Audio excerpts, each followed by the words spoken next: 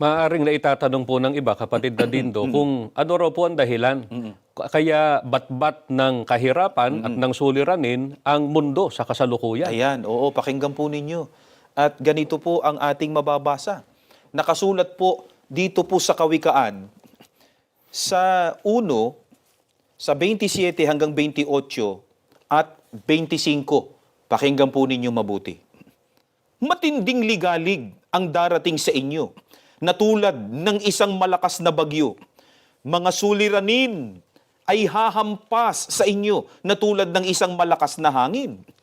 Ang inyong mga ligalig at kalungkutan ay magiging napakatinding pahirap sa inyo.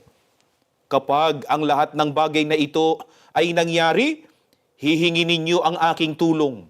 Subalit hindi ko kayo tutulungan. Hahanapin ninyo ako, subalit hindi ninyo ako masusumpungan. Tumalikod kayo at hindi pinansin ang lahat ng aking mga payo. Tumanggi kayong tanggapin ang aking mga salita.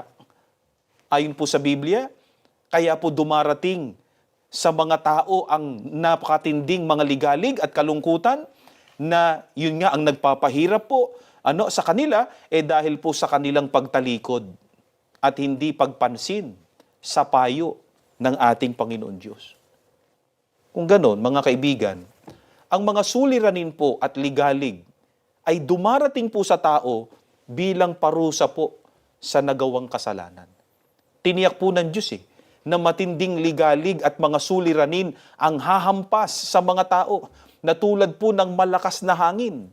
Ano pat ito po ay magiging napakatindian niyang pahirap sa kanila.